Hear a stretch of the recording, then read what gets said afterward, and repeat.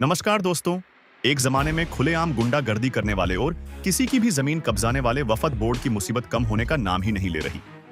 अब सरकारें बहुत सख्त हो गई हैं और वफद बोर्ड की जमीनों की वेरिफिकेशन होगी और उसके बाद उसको क्रॉस चेक किया जाएगा, क्योंकि ऐसे ही चलता रहा तो लाल किला और ताजमहल तो छोड़ो, वफद बोर्ड पूरे भारत पर ही कब्जा कर लेगा, एक दिन देख लेना। इसी को लेकर अमिताभ अग्निहोत्री ने मौलाना के तकड़े मजे लिए डिबेट में। चलिए देखते हैं पूरी डिबेट, और साथ में अच्छी लगे तो लाइक और कमेंट जरूर करना। चैनल पर पहली बार आए हैं तो सब्सक्राइब करना ना भूलें। धन्यवाद। ये टीवी वाले भाई पिक्चर चालू करो बे। अरविंद जी, आपसे बात शुरू करूंगा। हमारी समझ ये कहती है कि नदी हो, समुद्र हो, उसका जल क्षेत्र जिसमें भराव है वो, और उसके दोनों तट, वो राजस्व के खाता खतौनी में किसी की मिल्कियत नहीं होते। तो जब मिल्कियत ही नहीं हुए तो कौन वक्फ कर गया और किसने दिया और किसने रिसीव किया, कहां से वक्फ आ गया? देखिए अमिताभ जी, दावे हैं, दावों का क्या, उसके पीछे आधार नहीं है।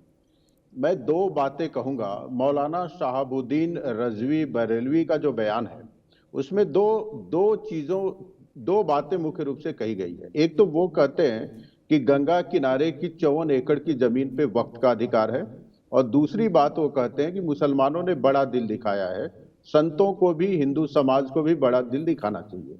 मैं कोशिश करता हूं संक्षेप में दोनों का उत्तर दूं। पहला जो उनका दावा है कि 54 एकड़ जमीन पर वक्त का दावा है, तो मैं तो ये कहूंगा कि वो भूमि तब से कुंभ की और सनातन परंपरा का हिस्सा है जब इनके पवित्र इस्लाम का भी जन्म नहीं हुआ था और इनके पैगंबर मोहम्मद साहब के ऊपर आयतें भी नहीं उतरी थी। तब से हिंदू समाज का उस पर अधिकार है और कुंभ तब से लगता आ रहा है। तो यह हसासत बात है। बात तो सही है। मौलाना साजिद रशीदी साहब, ये बात पहली बार आई नहीं। इससे पहले भाई 54 से लेके अभी तक तो आजादी के बाद से कुंभ हो रहा, और ना अंग्रेजों के समय कभी ये बात आई कि वक्फ की जमीन है। ये नया आविष्कार कहां से हुआ और क्यों हुआ मौलाना साहब? 1970 में एक गजट आया केंद्र सरकार की तरफ से, और उस गजट में तमाम हिंदुस्तान की जगहों को चिन्हित करके वक्फ बोर्ड को दिया गया, वक्फ बोर्ड स्टेटों में बनाए गए। मुझे नहीं लगता कि ये कुंभ की जगह जो है उस गजट के अंदर मौजूद है। मैं आपको बिल्कुल साफ मन से कहता हूं, अगर किसी के पास पेपर है तो वो पेपर दिखा दें, सरकार को दिखाएं या कुंभ के जो अधिकारी हैं उनको दिखाएं, वो दिखा सकते हैं। दूसरी बात मैं ये कहना चाहता हूं अमिताभ जी, आपने भी कहा और अभी जो राजनीतिक विश्लेषक बैठे हैं उन्होंने भी कहा, मुझे थोड़ा सा आपत्ति है उस बात पर कि इस्लाम का जन्म 1400 साल पहले हुआ। इस्लाम का जन्म 1400 साल पहले नहीं हुआ सर। इस्लाम तो मेरी आस्था के मुताबिक, कुरान ये कहता है कि दुनिया का सबसे पहला जो इंसान जिसको हम हजरत आदम कहते हैं, वो सबसे पहला इंसान मैसेंजर ऑफ गॉड था। हजरत आदम अलैहिस्सलाम नबी थे और उन्हीं से तमाम इंसानियत का जन्म हुआ। ये मेरी आस्था है, मैं ये नहीं कह रहा हूं कि आप भी इसको मानो, ये मेरी आस्था है।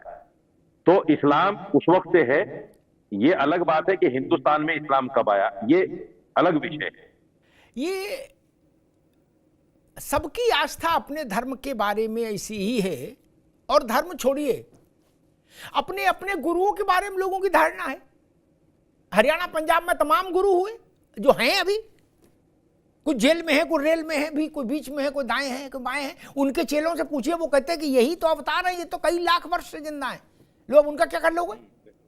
लेकिन एक वैज्ञानिक दृष्टि होती है, एक लिखत पढ़त होती है, एक व्यवस्था होती है, वो बताती है कि कब क्रिश्चियनिटी जन्मी, कब ईसा जन्मे, और कब इस्लाम अस्तित्व में आया, और कब बुद्ध जन्मे, और कब महावीर जन्मे तो जैन अस्तित्व में आया, और कब खालसा पंथ की स्थापना हुई। ये सब लिखत पढ़त में है। शहाबुद्दीन रजवी ने, वो कितनी सही है कितनी गलत है वो छोड़िए विवेचना। मूल प्रश्न ये वक्फ का खेल कितना खतरनाक है, मन कहां तक बढ़ चुका है, ये चिंता की बात है भारत के लिए। आज कोई सो के उठाओ, जमोहाइली बोले यार आज कुंभ पे ठोंक देते हैं वक्फ का कागज। ये प्रक्रिया चलती रहेगी। रथ यात्रा जहां से निकलती है उड़ीसा में, पुरी में, कल को कोई वहां ठोक देगा, वो कहेगा ये भी वक्फ की है, यहां से रथ नहीं निकलेगा। ये रथ निकल रहा है तो हमारा एहसान मानो, और इसके बदले में हमको आप जगन्नाथपुरी के मंदिर में दुकानें लगाने दो। आप बड़ा दिल के बदले बड़ा दिल ला जाओ। ये व्यापार हो रहा है क्या? इसलिए महाराज ये मसला खतरनाक है। होना जाना कुछ नहीं, लेकिन ऐसी चीजों से चिंगारी का खेल बुरा होता है। एक सज्जन थे, उनके घर में 100 साल की अम्मा गुजर गई। वो रोए जा रहे थे, ओपी सिंह जी। लोग उनके पास गए, बोले भाई क्यों रो रहे हो, उस अम्मा की तो मुक्ति हो गई। अरे बोले अम्मा के लिए नहीं रो रहे हैं, मौत ने दरवाजा देख लिया, कल जवान को लेने आएगी तब। इतनी समझ हमको भी है कि संगम में दावा नहीं चलेगा, लेकिन संगम तक दावा पहुंच तो गया। ये दरवाजा देख लिया, ये खराब है, ये मनभड़ वाली बात है, ये गलत संकेत है। एक तो आपने हिंदुस्तान के बारे में कहा गंगा जमुना संस्कृति है, ठीक है, लेकिन भारत की जो संस्कृति है और गंगा जमुनी जो तहजीब है उसके मूल में क्या है? आप चलिए प्रयागराज, गंगा भी मिलती है और माँ यमुना भी मिलती है। और उससे थोड़ा आगे बढ़िए, विंध्याचल चलिए, पूछिए यमुना कहाँ है, कोई नहीं बताएगा, केवल माँ गंगा रहती। मतलब इसका भारत की संस्कृति संकेत क्या दे रही है कि जब दो धाराएं मिलती हैं तो एकात्म हो जाती है। मजहब, पंथ, पूजा पद्धति अनेक होंगे, लेकिन मिलने के बाद एकात्म हो जाते हैं, चीजें एक आत्मा रह जाती है। फिर विंध्याचल में जमुना माँ गंगा माँ की खोज नहीं होती है, वहां गंगा ही रहती है। मजहब पंथ अलग अलग होंगे, लेकिन मिलने के बाद हम भारतीय हो जाते हैं। मौलाना साहब 1947 में जो कालिख पुता हुआ है मुस्लिम समाज के चेहरे पर, वो धुलने से धुलेगा नहीं। हम साथ लड़ाई लड़े, एक साथ आजादी की लड़ाई लड़ी, लेकिन आजाद जब होने लगे तो माँ के सीने पे चाकू चलाया गया। और ये कोई इंग्लैंड का मुसलमान, अरब का मुसलमान नहीं आया था, इसी भूमि पे रहने वाला, यही का पानी पीने वाला, यही का कपड़ा पहनने वाला। और जब उसने वोट किया यूपी का, बिहार का, तो उसने अपने धर्म को प्राथमिकता दिया। भारत माँ के सीने में बाला गोपा, ये कलंक लगा है, ये कालिक पुती हुई है, इस नाते निंदा होती है। क्या बात है सर, क्या बात है सर, क्या बात, ये बात है।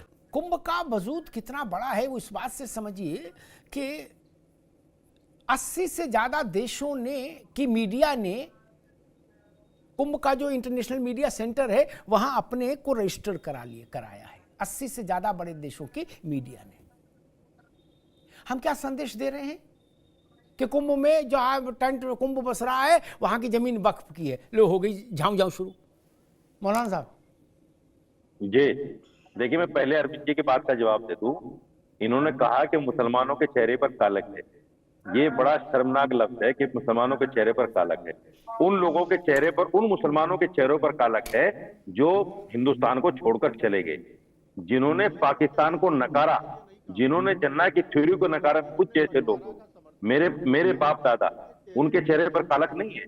हमने उस थ्योरी को नकारा कि जो हिंदू मुसलमान के नाम पर देश का बंटवारा हुआ, और हम आज भी उन नेताओं को बुरा कहते हैं जिन्होंने देश का बंटवारा किया है। छोड़ दिए, अभी चुप रहिए, मैं जवाब देते हैं।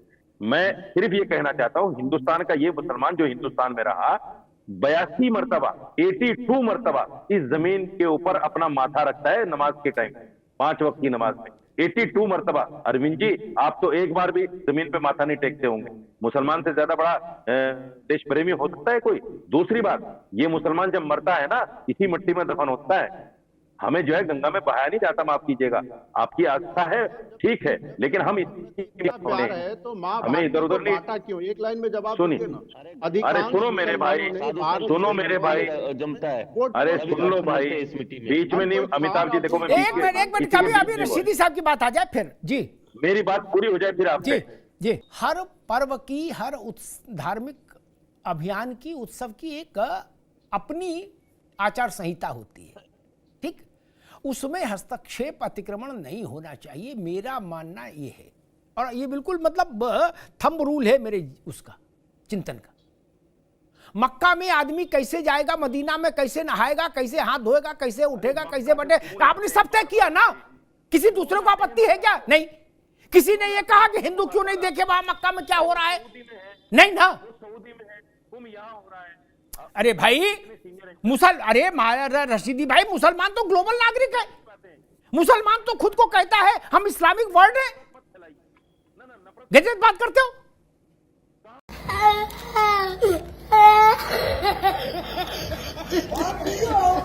जिस तरह तुम वीडियोस देखते हो बेटा, सब्सक्राइब क्यों नहीं करते?